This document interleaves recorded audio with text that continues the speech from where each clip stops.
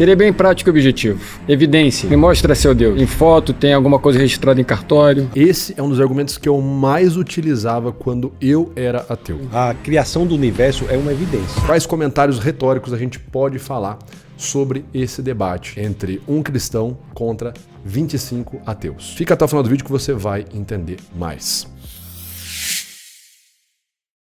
Fala pessoal, beleza? Aqui quem fala é o Vitor Santos, eu sou especialista em comportamento e comunicação não verbal e você está no canal Metaforando, o maior canal de linguagem corporal do mundo. E hoje nós vamos comentar do ponto de vista retórico, argumentativo e do comportamento não verbal o debate que aconteceu ali entre um pastor, um cristão, contra 25 ateus. Será que o pastor consegue convencer alguém? Será que ele tem boas estratégias retóricas, persuasivas? Existem falácias nesse debate? Os ateus ou o próprio cristão cometem falácias nesse debate?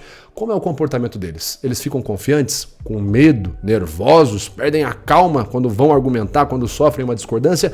Entenda tudo isso e muito mais nesse debate, nessa análise que faremos agora. Olá pessoal, eu sou Tassos Licurgo, sou pastor, professor, advogado e estou aqui para debater com 25 ateus. A Bíblia é o livro mais confiável que existe. Primeiro ponto então, a Bíblia é o livro mais confiável que existe. Tudo bom? Olá. Seu nome é? Beto. Prazer, Beto. Prazer. Tassos. A Bíblia é o livro mais confiável que existe. Porque na minha cabeça, qualquer um pode simplesmente escrever um livro, dizer que foi iluminado por alguma coisa e as pessoas acreditarem, né? E documentar de alguma forma, né? Eu acho que falta provas palpáveis pra gente poder dizer que a Bíblia é o livro mais confiável. Quando ele fala confiável, confiável de que ela existe, de que os acontecimentos que ocorreram ali confiavelmente ocorreram, é tipo isso, né? É nesse sentido. Vou apresentar algumas. A Bíblia é um documento. São 66 livros, 39 do Antigo Testamento, 27 do Novo, escritos por cerca de 40 autores. 31 dos 40 escreveram os 39 do Antigo Testamento, 9 dos 40 escreveram os 27 do Novo, num período de 15 séculos. Quando nós analisamos, são pessoas de repertório, backgrounds totalmente diferentes. Nós tínhamos pescadores como Pedro, reis como Davi, tínhamos filósofos treinados da mais alta envergadura, como é o caso de Paulo. E quando nós olhamos em 15 séculos, você tem um argumento extremamente consistente. E não é só isso. Um livro é confiável nos critérios que utilizamos na academia quando ele traz elementos no texto que podem ser investigados. A base do cristianismo...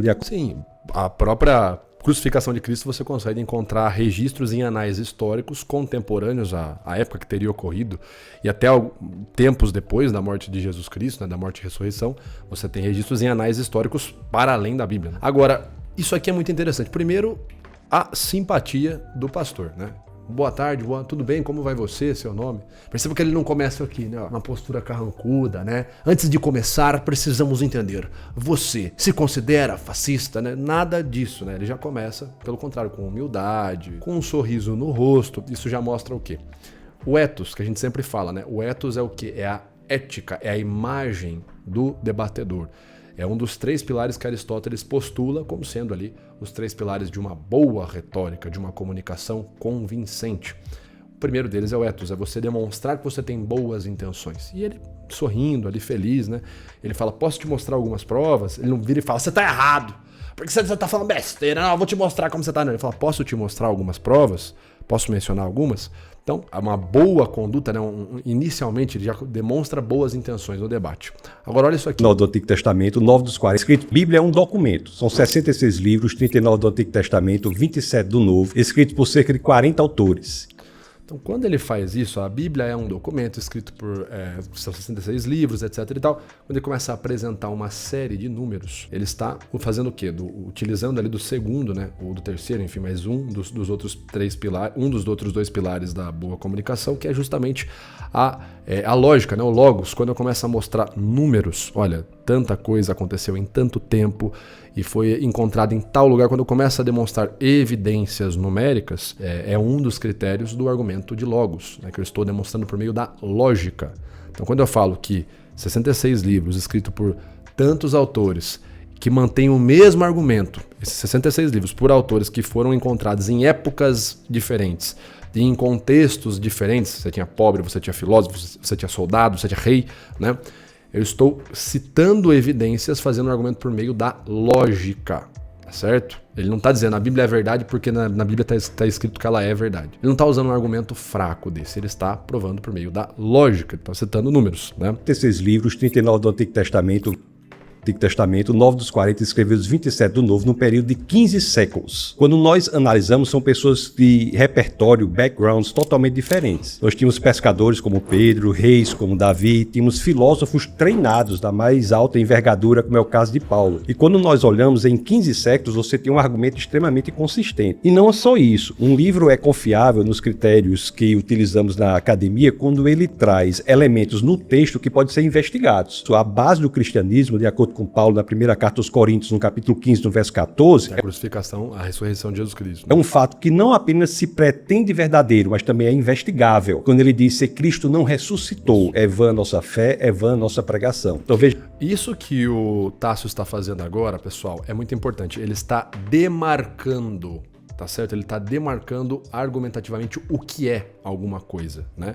Do que é que eu estou dizendo quando eu digo que é confiável. Então ele fala assim, ó, a gente diz confiável, segundo os elementos da academia, porque ele diz que é teólogo, professor, etc e tal. e não é só isso. Um livro é confiável nos critérios. Quando ele fala, um livro é confiável nos critérios A, B, C, D, ele está demarcando, olha, eu estou falando disso aqui. Quando ele faz isso, pessoal, é extremamente importante porque ele evita, ele se precaver que alguém pegue as falas dele e crie uma falácia de espantalho em cima dele. Ah, você está dizendo que é confiável, mas... então você está dizendo que tudo na Bíblia aconteceu. Cadê a foto? Cadê o registro do mar abrindo no meio? Não tem nenhum registro geológico, blá, blá. Não. Eu estou dizendo confiável. E aí ele vai dar os critérios, demarcando. Confiável eu quero dizer que é A, B, C. E ele está dizendo assim, não é um critério meu. Eu, Tassos, acho que é confiável por conta disso, disso e disso. Não. São critérios da academia. Quando a gente fala de história, os acadêmicos de história definem algo como confiável com base nisso, nisso e nisso. Ele cita critérios acadêmicos. E ele já traz ali, então, uma certa autoridade para o argumento dele. Não sou eu, Tassos, que estou dizendo. É a academia de historiadores que usa esses critérios. Então, quando ele cita a academia, uma instituição de respeito, ele está também fazendo uso de um argumento por autoridade, né? Os que utilizamos na academia quando ele traz elementos no texto que podem ser investigados. A base do cristianismo, de acordo com Paulo, da vã nossa pregação. Então veja que a base histórica do cristianismo é um fato que é público, a ressurreição pública de um homem. Existe na academia muitas pessoas que dedicam a vida ao estudo das provas históricas da ressurreição. Então um dos critérios importantes para a veracidade e confiabilidade das escrituras de qualquer livro da antiguidade é se ele parece dizer a verdade. Então, exatamente. Não apenas a Bíblia cita Jesus Cristo, como você consegue entender e encontrar registros do que é chamado de o Jesus histórico e provas em anais históricos para além da Bíblia. Então a Bíblia fala, Jesus existiu, foi crucificado, morto, sepultado e ressuscitou, certo? E aí você tem registros históricos dizendo, olha, realmente, né, registros de outras situações, ali, de outros contextos que não a Bíblia, dizendo, olha, existiu um homem chamado Jesus, foi crucificado no dia tal, etc e tal. Você tem outras pessoas comentando sobre a crucificação e morte de Jesus e por aí vai. A Bíblia não se esconde. Não é só saber se o texto parece dizer a verdade, mas saber se ele não foi modificado no passar do tempo. Isso é muito importante saber, é uma pergunta muito importante. Mas por que a Bíblia não foi modificada? Porque o Antigo Testamento é o mesmo texto sagrado dos judeus, chamado Tanar. No ano 90 depois de Cristo, esse texto foi fechado. Quando ele usa um termo, né, uma nomenclatura original, ele usou o Tanar aí, não sei se é um termo em hebraico, imagino que seja, né? Mas quando ele usa um termo, ele demonstra autoridade. É diferente de você virar e falar, sabia que eu tenho um curso de hebraico? Você sabia que eu tenho um curso de hebraico? Eu leio a Bíblia no original. Seria ali um argumento, de certa forma, bufão, né? Passaria uma imagem ruim. Mas quando ele vira e fala, o termo original, Tanar, né, não sei se você falou do grego, né? Acho que ele complementou. Porque o Antigo Testamento é o mesmo texto sagrado dos judeus, chamado Tanar. Se é Antigo Testamento, provavelmente não é grego, né? Deve ser hebraico. Mas quando ele cita esse termo, ele demonstra que ele conhece. Ele demonstra autoridade. É diferente de clamar ser uma autoridade. Demonstrar é diferente de clamar. O Tassos aqui está mandando muito bem. No 90 depois de Cristo, esse texto foi fechado, ele virou o Antigo Testamento. O Novo Testamento, que começa com 4 biografias, tem várias cópias que nos garantem dizer que ele não foi modificado. Há 5.686 cópias só do Novo Testamento. Para que o senhor tenha uma ideia, se você colocar essas 5.686 cópias uma ao lado da outra, elas são 99,5% dos casos idênticas. Do 0,5% de discrepância, 80% do 0,5% de discrepância diz respeito respeito unicamente a questões de ortografia, mas nós temos aqui, tanto no critério de dizer que o texto fala a verdade, quanto no critério de dizer que o que foi escrito lá atrás é exatamente o que nós temos hoje, nós temos a Bíblia como campeã em qualquer uma dessas filas que nós colocarmos. Quando o senhor fala sobre não modificar... Sim, né? Se você pega, por exemplo, um livro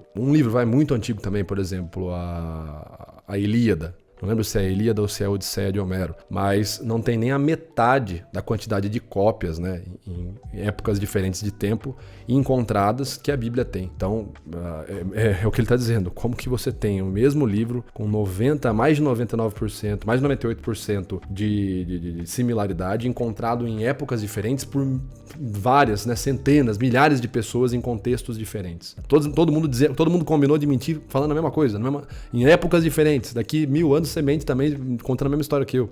Não faz sentido, né? Você pode discordar, falar, não, mas eu acho que o que está na Bíblia não aconteceu. Eu acho que não aconteceu a questão sobrenatural.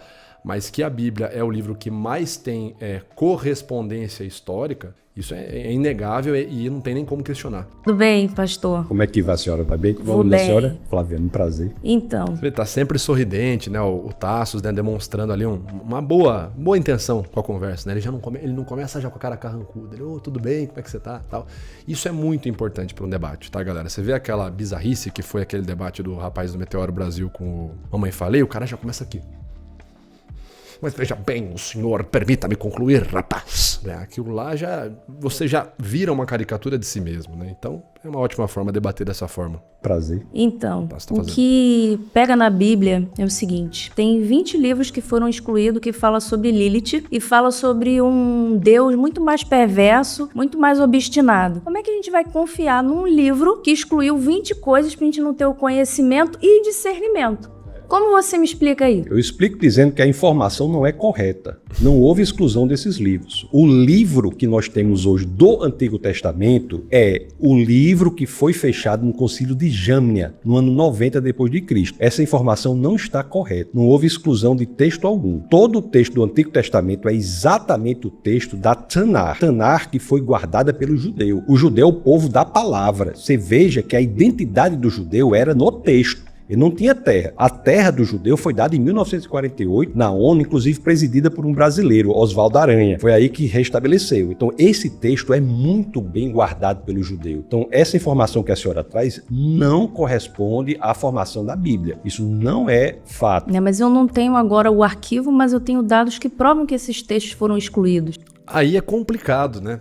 Porque aí eu clamo um argumento e eu não tenho meios de prová-lo, né? Eu viro e falo assim, olha, por que que todo mundo que vira comunista acaba ficando pobre? Acaba perdendo dinheiro? Como que eu comprovo esse argumento? Vitor, o senhor pode ir, né? Não, assim, eu não tenho os dados agora, mas é isso. Lá no meu computador, lá eu tenho um lugar que eu tenho um artigo que mostra, que prova, que comprova, que é complicado. Se você clama algo muito forte, que é, de certa forma, um fundamento para o seu argumento, porque é o fundamento do argumento dela. Ela quer questionar como que a gente pode considerar ou levar a sério a confiabilidade da Bíblia, sendo que ela excluiu determinados livros. E é uma dúvida realmente pertinente, né? Porque dessa dúvida você vai para outras, mas a Bíblia excluiu determinados livros, ou quem selecionou a Bíblia, por que ela excluiu esses livros? Quais livros foram excluídos? Qual era o direcionamento para excluir? Por que outros foram deixados? São dúvidas ali pertinentes, mas a base para fundamentar o argumento ela não traz uma prova. Você vê que o pastor ele fala, olha, são os livros que estão no Tanar, que foram no concílio de Jâmnia, e a senhora tem o quê? O que foi excluído, de qual livro, em que concílio, em que época? Olha, eu não sei, mas eu sei, eu não sei quando, não tenho mas eu sei que aconteceu. Aí é difícil, porque eu posso clamar qualquer coisa. Olha, por que porcos voam? Peraí, onde você tá? Não, uma vez eu vi e tal. Fica difícil, né, debater dessa forma. Quais são esses dados? Qual é o arquivo? Eu tenho que procurar para poder ver, mas eu sei... É muito importante que a senhora traga, de E fato, outra coisa, como a gente vai... Não, aí é complicado, né? E outra coisa... Peraí. Não, outra coisa não. Como assim? Calma aí. A senhora vai lá, traz joga um negócio... Não comprova esse negócio e a gente muda de assunto. Complicado, né, cara? Ter confiabilidade, porque se você olhar uma Bíblia protestante e uma Bíblia católica, cada palavra ali é tendenciosa para uma coisa. Na verdade, a palavra não tinha que ser uma coisa só. Só que se você analisar as duas Bíblias, tiver essa curiosidade, tem coisas escritas de uma forma que dão tendência para você entender uma coisa e da outra. Não devia ser uma coisa unificada, já que você falou que é do Tanar? Por que que não é? A senhora pode ler nos originais. O Antigo Testamento é escrito em hebraico com algumas partes em aramaico, o Novo Testamento é escrito em grego. Talvez a senhora esteja falando de traduções. Eu não estou me referindo às traduções. Eu leio, por exemplo, nos originais. A senhora pode... É a mesma coisa que eu virar pra você e falar assim, né? Mas espera aí, olha, eu acho que realmente a gente não deveria chamar o Batman de Homem-Morcego. Por que que tem desenhos do Batman aqui no Brasil? Algumas dublagens chamam ele de Homem-Morcego e outras chamam ele de Morcegão. Não, eu acho que o Batman tinha que chamar ele do animal que a gente quisesse. Eu podia virar pro Batman e chamar ele de Homem-Raposa. Por que que eu tenho que chamar de Homem-Morcego ou de Morcegão? É porque tem hora que chama o Batman de Cavaleiro das Trevas, tem animação que chama de Morcegão, tem animação que chama de Homem-Morcego. Já que é assim, quer dizer que pode chamar do jeito que quiser. Então eu quero chamar o Batman de Raposa. É uma coisa, são as traduções. As traduções vão ser feitas dependendo do critério de adaptação de quem adaptou. O original está escrito lá em inglês, Batman, né? É o que ele está dizendo. Estou pegando aqui um exemplo, mas obviamente o que ele está dizendo é: o seu argumento é inválido. Porque ela fala, não, a Bíblia, se fosse unificada, não ia ter uma palavra escrita de cada jeito. A tradução. No Tanar, a palavra, ela é uma só, do jeito que está escrito lá. Enfim, a tradução não afeta o original. É pelo contrário, né? O original que vai causar a tradução e não a tradução que vai afetar o original. Então ele já desmantela o argumento dela também. Nossa, muito bom. Ele lê em hebraico, o Antigo Testamento, algumas partes em aramaico, o Novo Testamento em grego. Basta aprender essas línguas que essa sua preocupação, que é legítima quanto a eventuais erros de tradução, é superada. Os originais existem. Assim, não os originais, mas o que estava nos originais por meio das 5.686 cópias, no caso do Novo Testamento em grego, por meio das inúmeras cópias no hebraico, existe. Basta ler o original. Muito obrigado. O segundo tema é: o cristianismo é responsável pelo avanço da humanidade. Cristiano. Agora, alguma coisa está errada porque o nome do irmão é Cristiano, olha. Cristiano vem de cristão, né? Bom, eu discordo. E o rapaz já não dá risada, né?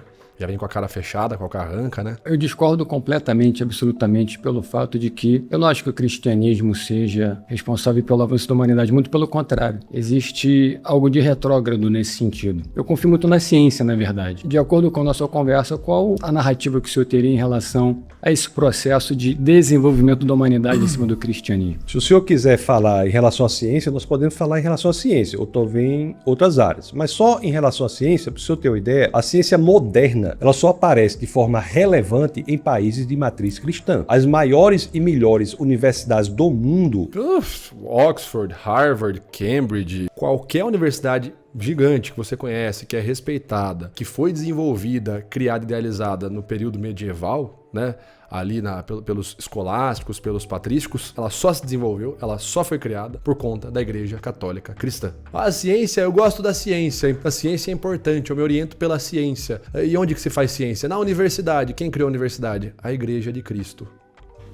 Foram iniciadas como escolas de discípulos cristãos. Eu vou citar alguns exemplos: Harvard, Princeton, Yale, Cambridge. Você tem uma ideia, o lema original da Universidade de Harvard, que é a maior e melhor universidade do mundo, é verdade para Cristo e a Igreja. Então tá mostrado, assim, tá exemplificado uma refutação. Eu sou a favor da ciência, então eu não gosto da igreja, eu não gosto da Bíblia, eu não gosto do cristão. Então, cara, sem cristianismo não existiria a universidade, não existiria a ciência que você tanto preza e valoriza. Sabe qual é o problema, galera? O pessoal hoje em dia tá muito mal educado no sentido de, não é de ser grosseiro, no sentido de não ter informação sobre aquilo que gosta, que valoriza, né? Então, por exemplo, eu vou lá, eu gosto dessa caneca. Ah, tá, nossa, que caneca linda, maravilhosa, né?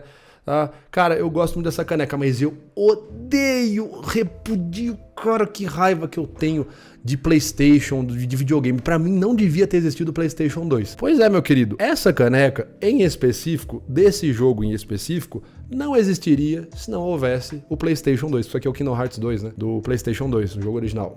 Original não, enfim, um jogo que ficou muito popular no PlayStation 2. Então, você percebe que é uma má educação? A pessoa não se educou, não se informou sobre aquilo que ela clama gostar tanto. Então, ela nasce hoje no mundo com as coisas garantidas, com a ciência moderna, né?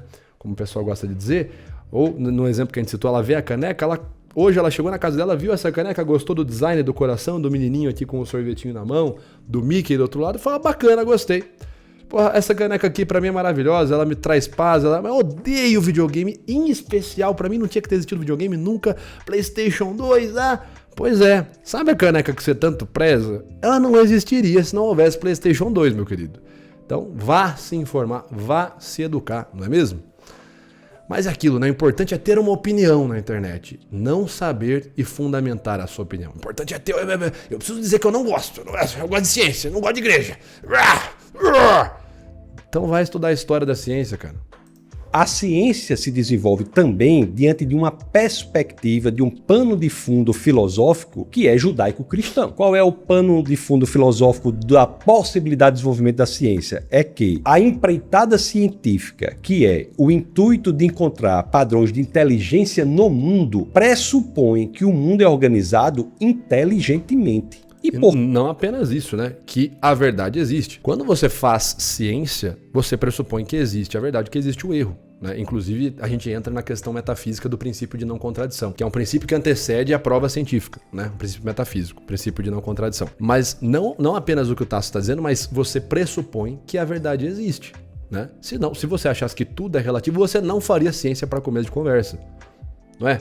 E quando eu busco por meio da metodologia científica, eu quero atestar que existe de maneira real, verdadeiramente, empiricamente, uma relação entre a causa X e efeito Y, né?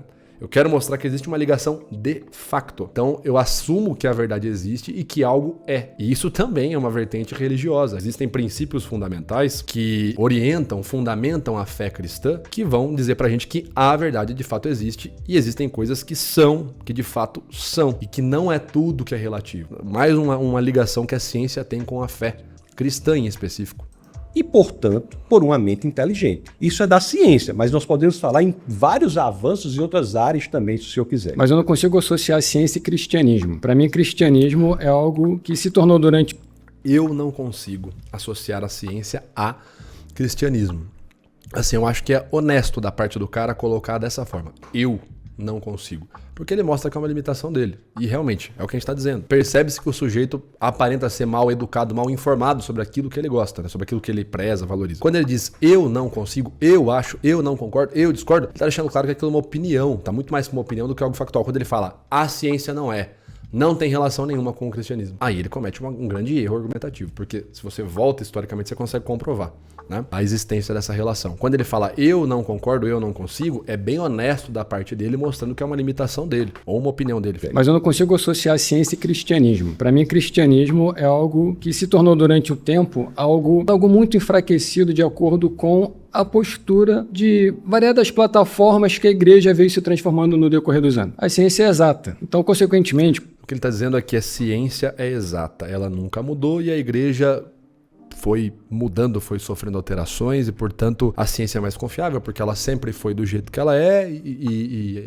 a igreja veio mudando, é mais ou menos isso, por isso que a igreja não seria confiável, porque ela muda de maneira conveniente com o tempo, com a política, com etc e tal, enquanto que a ciência sempre vai ser, as leis fundamentais da física, é mais ou menos nessa linha que ele está argumentando? Quando você fala em Harvard, eu acho sensacional, mas quem me garante que o diretor seja cristão, ele queira impor essa natureza cristã dentro de uma faculdade? O que eu não acho muito interessante quando você vai num tribunal e tem Jesus crucificado. Tem pessoas neutras ali. Eu particularmente, eu tenho... É complicado, gente, quando tem um enunciado gigante que a pessoa não chega, porque ela levanta inúmeras questões dentro de uma questão só. É o que a gente chama de falácia da pergunta complexa, né? Eu começo a levantar várias coisas como sendo pressupostos verdadeiros, como sendo verdade, ao invés de fazer minha pergunta. Então, por exemplo, ao invés de eu virar e falar assim, olha, eu não acho que Harvard se oriente hoje como cristã. O senhor acredita mesmo que existe um reitor, um diretor cristão dentro de Harvard hoje em dia? O senhor não acha que hoje em dia as coisas não são dessa forma? Como foram no século XV, quando isso foi, enfim, no período medieval, quando isso foi fundamentado, quando isso foi criado? Essa é uma pergunta. Agora, quando eu falo assim, eu acho que não, porque eu acho que o cara que tá lá dentro, ele não é cristão, e mesmo se ele fosse, eu acho que ele não ia ter uma postura autoritária, ele não ia querer impor. Eu também acho que a igreja é complicado, porque quando eu chego num tribunal de justiça, tem um Jesus Cristo crucificado, e aí isso já demonstra que não existe neutralidade. Olha quantas coisas você levanta como sendo verdadeiras antes de fazer a pergunta. É a falácia da pergunta complexa, né? Você tem que perguntar de fato, senão você deixa pro outro cara, ele tem que desarmar todo o seu enunciado antes de responder a sua pergunta, né? Tribunal e tem Jesus crucificado. Tem pessoas neutras ali. Eu particularmente, eu tenho outras questões de religião como o budismo. Aquilo pra mim é muito muito fora do que eu penso em relação à neutralidade de um local assim que você está julgando com pessoas inteligentes, tem um advogado, tem um réu, tem um advogado de defesa, tem de acusação, etc. Então, assim, existe uma tendência, na verdade, existe uma atitude tendenciosa em relação à sociedade para nos impor o cristianismo. Não é o... Perceba, existe uma tendência, ele já formulou como sendo verdadeiro. É tipo eu perguntar pra você assim, né, anunciado uma pergunta. Ô Vitor, um monte de pessoa detesta o canal Metaforando, e tem muita gente que ataca o canal Metaforando, e tem muita gente que fala que o canal Metaforando, inclusive, é pseudociência. Você acha que a galera não gosta do seu canal porque você divulga coisa que não é verdade, ou porque você fica falando da vida dos outros? O que eu respondo numa dessas? Se eu responder, não, olha, eu não falo da vida dos outros. Ah, então quer dizer que você divulga coisa que não é verdade. Se eu respondo, não, eu não divulgo coisa que não é verdade. Ah, então quer dizer que você é só um fofoqueiro que fala da vida dos outros. Olha quanta coisa o cara já levanta enunciado. Então, você tem que fazer um trabalho de voltar duas casas e desarmar todo o enunciado do cara, pra daí você conseguir responder a pergunta. Mas peraí, de onde você tirou? Qual é a sua base pra afirmar que eu divulgo coisa que não é verdade? Qual é a sua base pra afirmar que muita gente detesta, que todo mundo odeia o Metaforando? Peraí, nós temos uma base aí de 8 milhões de seguidores, né? Juntando todas as redes sociais. Então, como é 8 milhões de pessoas, não é ninguém. Então, calma lá, e aí você tem que ir desarmando o enunciado da pessoa. É o que me parece nós analisarmos as evidências. As universidades públicas hoje, você pode fazer qualquer manifestação religiosa sem muito problema. Mas se for fazer alguma manifestação do ponto de vista cristão, haverá dificuldades a serem enfrentadas. Porque nós vivamos em um país que é, em sua grande maioria, cristão. Nós temos aqui nas universidades, que foi por onde o senhor começou falando, uma predominância anticristã. Isso é dado. E digo mais, o Estado laico é uma conquista do cristianismo. Lutero tem cartas escritas à princesa da Saxônia defendendo que o homem deveria ser livre para ensinar por qualquer livro, inclusive a Bíblia. Então, o infanticídio, enaltecimento do tratamento da mulher, se você quiser, Jesus Cristo, quando trata com a mulher samaritana, enaltece a condição da mulher. Interessante quando o senhor fala em mulher, por exemplo, faz parte realmente do desenvolvimento da humanidade, porque a igreja, ela força o não uso da camisinha, que é algo absurdamente necessário. Se tiver um estupro, por exemplo, a criança nascer, a igreja força com que a família fique com aquela criança, mesmo que seja indesejada. Desenvolvimento tendo... O cara traz o pior exemplo possível para dizer que algo acontece como se fosse um comportamento corriqueiro. Esse é um estratagema do Schopenhauer, que é você pegar a exceção e tornar a exceção como prática, né? Levar a exceção como regra. Então, teve um caso uma vez que ficou famoso no Brasil, que uma menina foi estuprada e a igreja obrigou ela, não sei o que lá. A igreja primeiro não obriga nada, né? A igreja orienta, mas o cara pega o pior exemplo que aconteceu uma vez como se aquilo fosse uma prática, né? Ah, tem que usar a camisinha, a igreja obriga você a usar a camisinha. Ou se teve um estupro, a igreja obriga você a ficar. Uma baita de uma incoerência de acordo com a realidade. Se assim o fosse, não existiriam tantos e tantos e tantos orfanatos e abrigos para crianças criados pela Igreja Católica, criados pela Igreja no geral, né? Enfim, por outras igrejas cristãs no mundo, né? Basta ver a história dos orfanatos criados pela Igreja Católica.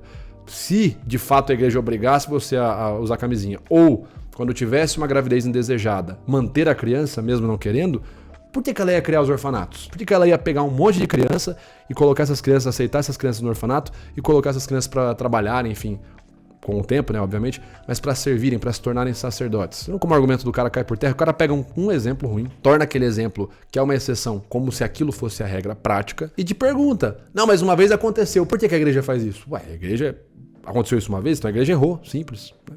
Vida que segue. Sociedade em relação a isso, eu acho que é um retrógrado completo. Não há nada nas escrituras que nos digam que nós devemos forçar uma família a ficar com uma criança. O que nós devemos defender enquanto cristãos é que nós não devemos matar um bebê intrauterino, ainda mais quando ele não tem a menor condição de defesa. Para além disso, né, você não deve... Um dos valores cristãos é que você não deve matar um inocente em hipótese alguma, né? O não matarás é sobre isso. Você não vai matar um inocente, né? O mandamento não matarás, ele versa sobre isso. Você não matar uma pessoa que não tem culpa de nada, um inocente, como por exemplo um bebê intrauterino, né? Ele não tem culpa de absolutamente nada, tá certo? Então ele é inocente de fato. E é isso que a Bíblia vai dizer para você, né? Um dos valores cristãos é para você se orientar dessa forma, enquanto ser humano, de não matar uma pessoa sem motivo nenhum. Se você está numa situação que você tem que defender a sua vida, isso é outra coisa. Mas você matar um inocente sem motivo nenhum, primeiro, a Bíblia, além da Bíblia falar que isso, né, você não deve fazer isso, isso é um pecado mortal, isso vai contra o direito natural. Em que situação uma pessoa não cristã, não precisa nem ser cristão, uma pessoa não cristã, ou um ateu, em que situação uma pessoa defenderia e seria válido e ilícito você defender a ideia de matar um inocente? Um inocente, uma pessoa que não fez nada. Você não precisa ser cristão, você pode ser ateu. Em que contexto você vira e fala, tá aí, matar esse inocente é válido. Você percebe que, mas por que a Bíblia diz? A Bíblia, ela tá te orientando de acordo com o direito natural, tá certo? Que você não precisa ser cristão, enfim, você pode ser ateu. Você não precisa ser cristão para concordar que é correto não matar um inocente. Essa é a grande questão. Ter o filho e dar para adoção não é crime no Brasil. Agora, eu discordo respeitosamente do senhor dizer que a igreja força. A igreja não força ninguém. A igreja orienta. Porque o valor do ser humano é intrínseco. Isso graças ao que as escrituras dizem em Gênesis capítulo 1, verso 27. Inclusive, todos os sistemas de direito natural do mundo têm como base a ideia de que o homem é feito à imagem e semelhança de Deus. Boa parte dos sistemas jurídicos, né, dos sistemas de organização sobre o ser humano, né, sobre a dignidade do ser humano, levam em conta essa questão. Dentre várias outras, mas levam em conta essa questão de que você não deve matar um inocente. Não, o inocente ele não deve ser punido com a morte em hipótese alguma. E é óbvio, é muito razoável pensar dessa forma, sendo cristão ou não.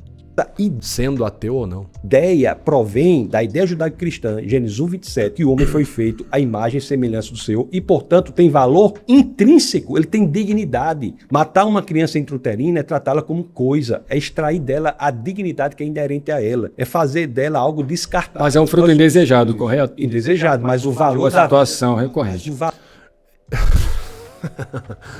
É indesejado. Bom, se é indesejado, eu posso matar. Você tá lá almoçando num restaurante na Avenida Paulista. Aparece um mendigo, né, um andarilho. Ele vem te pedir dinheiro. Ele tá sujo, ele pode estar sob efeito de droga, sob efeito do álcool. Ele pode estar violento, ele pode estar agressivo, ele pode estar fedendo ali. Me dá um dinheiro, ele tá te pedindo um dinheiro. Naquele momento aquilo é indesejável. Você queria comer em paz, conversando, sem aquele cheiro ruim, né? Sem aquele fedor, você queria desfrutar da sua comida. Aquele cara ali naquele momento é indesejável. É lícito matar esse cara? Dar um tiro nele? Rapaz, eu quero comer aqui, vai pra lá, pô. É lícito? Não, mas um bebê intrauterino é. Você percebe a ignorância desse tipo de argumento? Né? É indesejado, logo é lícito matar. Que? Não faz sentido nenhum, pelo amor de Deus. Não faz absolutamente sentido nenhum. Mas é interessante, porque geralmente esse pessoal que é contra, que é a favor do aborto, geralmente é um pessoal que se organiza mais à esquerda. Vai você falar um negócio desse, né? Olha, eu tava ali almoçando, né, querendo comer em paz, tranquilo, chega um cara fedendo, todo sujo, babando, drogado, bêbado, enfim, pedindo dinheiro. Pô, eu empurrei o cara, puta coisa indesejável, eu querendo comer em paz ali. Ah, não, eu empurrei o cara no chão mesmo. Nossa, vão cair matando em cima de você. Agora vira e fala, nossa, eu não queria ter uma gravidez totalmente indesejável, mas eu fui lá e matei o bebezinho. Uau, que legal. Como você não é retrógrado, você matou um bebezinho. Uau, que exemplo de ser humano desenvolvido você é, não? Algo descartável. Mas é um fruto indesejado, correto? Indesejado, mas o valor da situação recorrente. O valor da vida de uma pessoa não pode estar no desejo do outro. Isso é óbvio, né? Mas assim, isso é muito óbvio. É o que eu falo, você não precisa ser cristão para concordar com isso. Eu não digo que isso seja desejável ou indesejável. O que eu digo é que, mesmo que indesejável, isso não é suficiente para nós matarmos uma criança indefesa. É que não existe uma flexibilidade. Então, por isso que eu acho que é um subdesenvolvimento da própria atitude da igreja relacionada... Não tem nada a ver com a igreja, meu querido. Não tem nada a ver com a igreja. A igreja fala que eu não posso matar o outro a hora que eu quero, a hora que eu tenho desejo. Tá vendo como eles não são flexíveis? Eles são subdesenvolvidos. Evoluído é o cara que mata o outro a hora que ele quer. A hora que ele tem o desejo, né? Sabe que bicho que mata o outro a hora que ele tem desejo? Animal. Um leão, por exemplo, né? Um grande predador, aí um grande felino.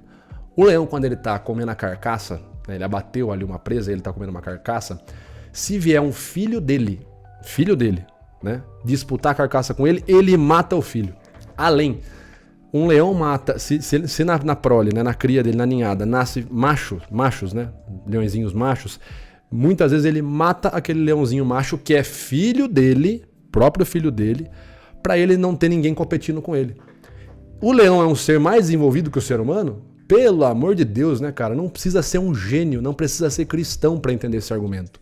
É só você ter bom senso e não ser desonesto intelectualmente, né? A comportamentos nossos por Subdesenvolvido. Uma criança É indefesa. que não existe uma flexibilidade. Então, por isso que eu acho que é um subdesenvolvimento da própria atitude da igreja em relação. Olha, eu não posso matar a hora que eu tenho desejo. Vocês não são flexíveis com isso, logo vocês são subdesenvolvidos. Relacionado Tenha a dó, cara. Não dá. comportamentos nossos Difícil. porque o cristianismo é necessariamente a força motriz de todo o planeta Terra. É porque construiu a base da mais livre, mais próspera e mais importante civilização da história da humanidade, que é a Importante entender quando ele fala a mais livre de tudo que já foi criado até agora no mundo. Não que seja 100% livre, tá? É importante lembrar isso. civilização ocidental. Em qualquer outra civilização é barbárie. Antes o cristianismo era barbárie. Por que não o Oriente poderia simplificar as necessidades da Igreja Católica e somar forças? Os Orientes são Porque o Oriente, o interessantíssimo. Islã está matando as mulheres, está escravizando as mulheres. Onde tem o cristianismo é que nós temos liberdade, prosperidade, que nós temos a possibilidade de sermos quem nós gostaríamos de ser. Obrigado, Cristiano. Foi um prazer, viu? Nossa, complicado, velho. Meu Deus. Mas enfim, pessoal. O vídeo já tá muito longo aqui. Se vocês quiserem, eu faço uma parte 2, né? Como eu coloquei aqui, né? Eu vou tecer comentários também, né?